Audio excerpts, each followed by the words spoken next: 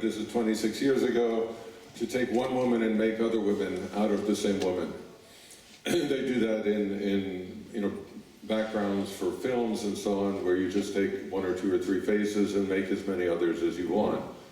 Of course, they picked the white woman as the mother image.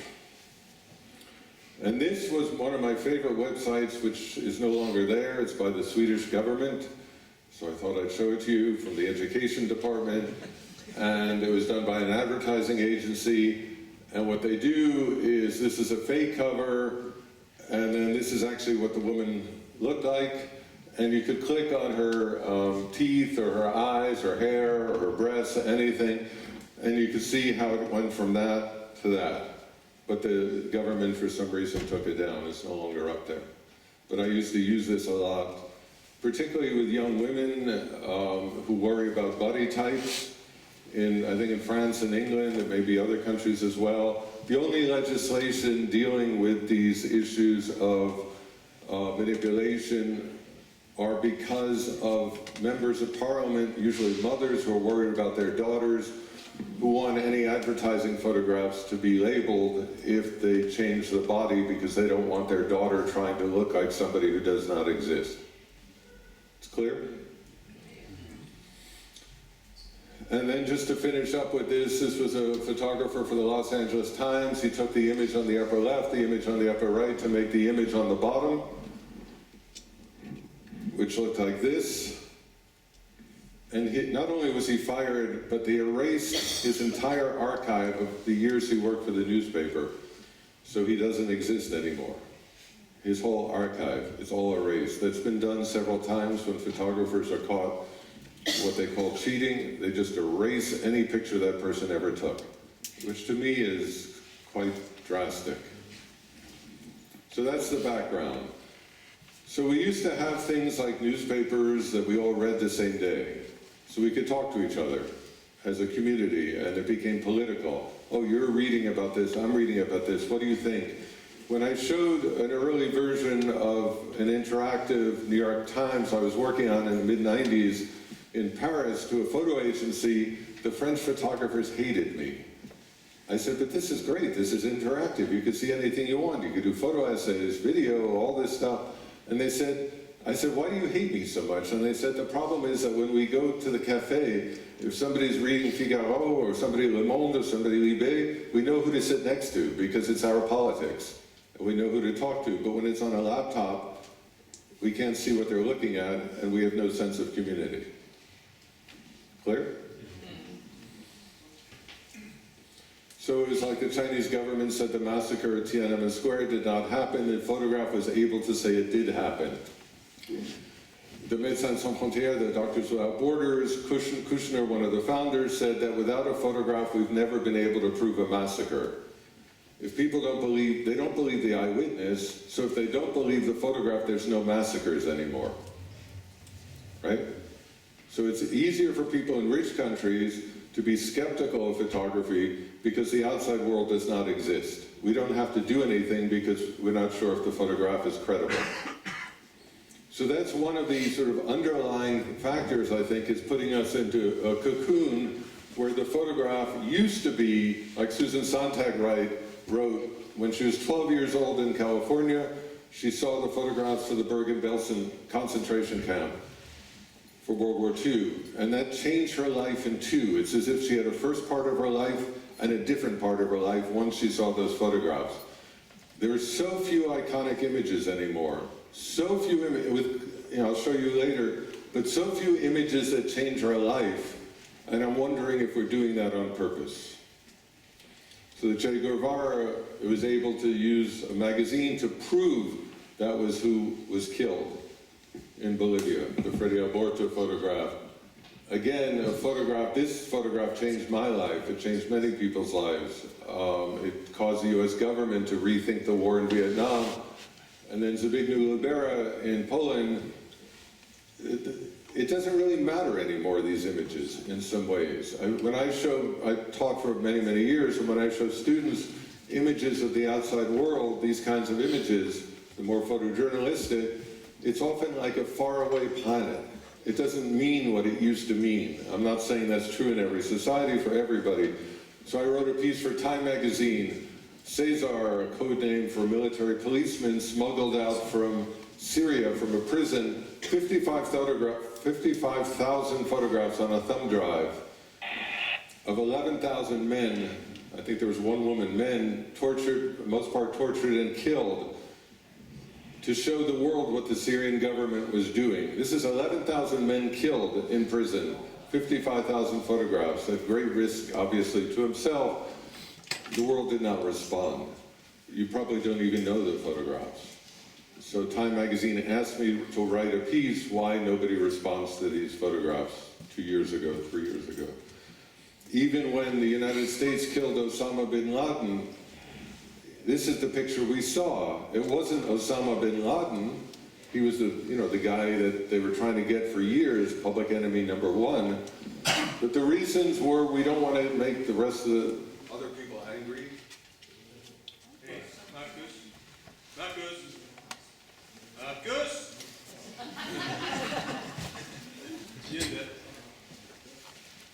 Is that over? We don't want to make other people angry by showing the photograph of a guy shot in the head. Can you hear me? But the other one was Mike Rogers, chief of intelligence for the Congress, who said it's only a photograph, nobody believes it anyway. So why show it? Yep. So that's an enormous change. Marshall McLuhan has this idea. For some reason, I don't feel like this mic is on. No, it's not. Because you're still being heard. He's coming to change your headset. So just take a short break. Well, I can keep, if you hear me, I'll tell you. Keep going.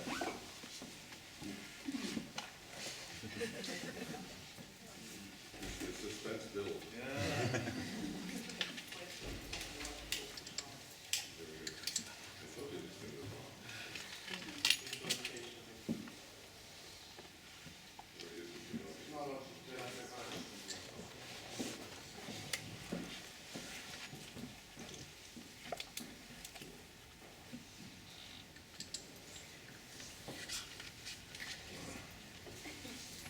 Meanwhile, if you have any questions or any doubts, or if there's something you don't understand or don't agree with, just raise your hand and you can ask questions.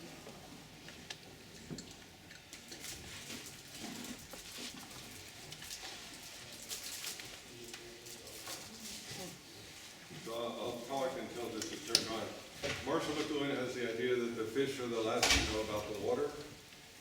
You know, they don't know it's wet because they don't know what dry is.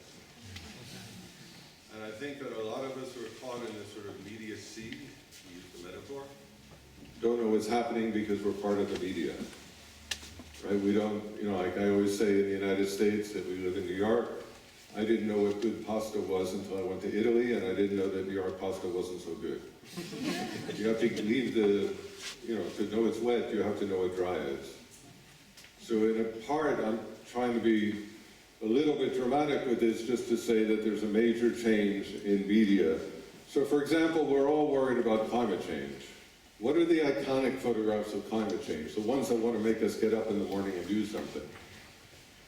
This is 1968, Christmas Eve, by the astronauts in outer space, showing the Earth as fragile. I think it was 16 months later that Earth Day began. This was on postage stamps. It made us get up to do something. We didn't realize how fragile the Earth was in the universe. But in my opinion, there's no iconic photographs about climate change. And to me, that's worrying. I'm not worried about the photographs, I'm worried about climate change. I'm worried about why imagery doesn't do what we want it to do and expect it to do at this point. And most of all, I'm worried about what do we do about it? Are we just using the same old way? And what should we do? For example, in the last 12 or 14 years, or 12 years, the only iconic photographs I remember until just recently is from Abu Ghraib, and they were made by soldiers. And in part, it was because it was a party, it was a torture party. And they weren't doing it as professionals, feeling sorry for the people or whatever it would be. It wasn't a genre, it wasn't a stereotype. They were trying to do something just for fun, like a party picture. And it affected us. But since then, in the war of Afghanistan, which in the US is our longest running war in history, there's no iconic photographs. That's right, you know, in Vietnam there are many, in World War II there were many, but there are none. So why are we expecting photography to do all this great stuff for us when it doesn't? And what do we do about it? Again, the world is more important than photography. So this is the more recent one that came out. You know, the first iconic photograph, in my opinion, since Abu Ghraib, Valen Kurdi. And I asked people, why did they think that this photograph affected them? And people said because they can't see his face. Because if they could see his face, it would be too much. They would reject it. Other people said because his shoes and the way he's dressed reminds them of their own children. You know, does it have to do because he's of his skin color, that he's not the other for many people in the West? You know, what does it have to do with exactly? And my guess is, and we were just talking about this, is such an iconic photograph would no longer work. Because given the problems in Europe, with the refugees and the reactions, this would not be as easy an image for people to accept at this point. People would resist. And I think a lot of it is also people feel manipulated and they want to resist. There's too many images, there's too much stuff. Where do you concentrate? Part of it is also because it's cliched. This won the World Press Photo of the Year in Yemen, you know, the Arab Spring and so on and so forth, the mother and her son. And it bothered me a lot because it seemed to be almost exactly the image that we know from Christianity. And why, you know, in a particularly Islamic sense, is a Christian image the one that's chosen to represent the Arab Spring? Is it because we've run out of vocabulary, visual vocabulary?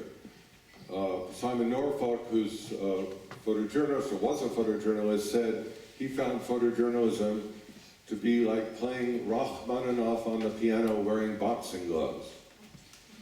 It doesn't have enough nuance. It doesn't have enough subtlety to it. So again, that's not the final response, that's just the question, what do we do about it? And I'll say what bothers me the most is in the digital revolution, we have more tools, we have faster distribution, it's very inexpensive for those people, you know, who can afford the equipment to get this stuff out. And if you look at the magazine design, let's say of the late 20s, 1920s and 30s, it's so much more sophisticated and better than what we have now. If you look at the impact of imagery 20 years ago before the digital revolution, in many ways it's more impact than now. Certainly on a personal level, you know, on Facebook and so on, there's a lot of impact among your friends, among our families and so on. But in a public sphere, the impact is diminished.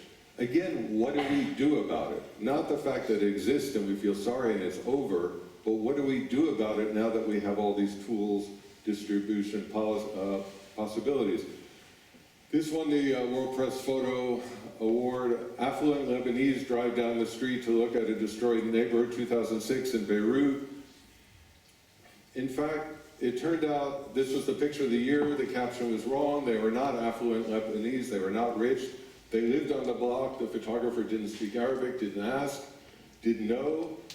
And, you know, she was using a cell phone to show, to record what was going on there. One of the people in the car who was interviewed said, of course, they would think that we don't live there, we're affluent Lebanese. They said, because people on the jury do not think that war and catastrophe happens to people who look like them. Yeah. So I argued that why can't we click on this image and see what she recorded, how she, who lives on that block, saw it, not just how the outside photographer from another country saw it. So that's one thing you could start to do. I'm starting to move into this sort of positive. You should look at imageatlas.org if you haven't. It shows you, like here I typed in the word beauty, and you can see in different countries, Russia, Sweden, Syria, Tanzania, the first images that come up when you click in, when you put in the word beauty. You can see we don't see the same images around the world. I did it again In this case, I put in ISIS.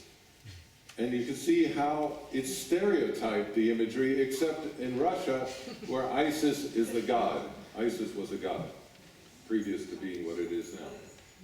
So in Russia, it's a god. In others, it's almost the same. We do not see the same images. We do see the same images.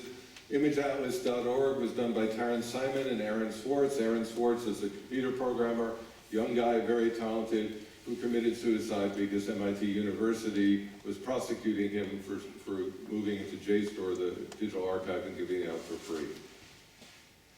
Sorry, what the link to this page? Image Atlas. Image Atlas is one word, .org, O-R-G. How do you spell that? Image? IMAGEATLAS.org. ImageAtlas.org. You can ask me after if you can't find it. We can, I mean, it's live. We could put it up here and you could put in words. Okay, so this, in 1994, this was the photograph we saw of the United States going into Haiti to restore democracy. This is what it looked like from the side. This is what we saw, this is what it looked like from the side.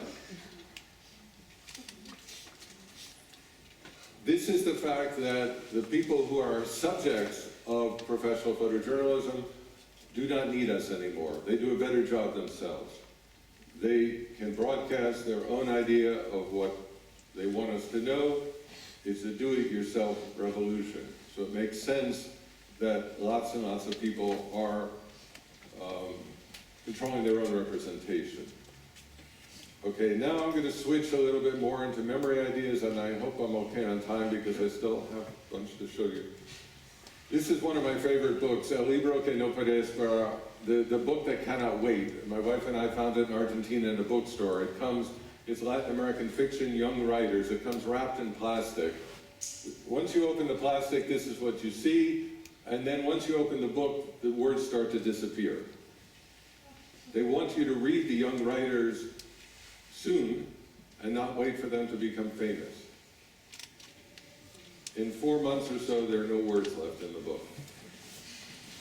So to me, in the analog world, I would love to see photo books that disappear. You go downstairs to the photo book or wherever it is right outside. It comes in plastic, you open it, you have to look at it, you have to do something, you have to be part of it because you know it's going to disappear. Now we're looking at different strategies in dealing with things. This is Gustavo Hermano in Argentina. In Argentina, the issue of memory and disappearance.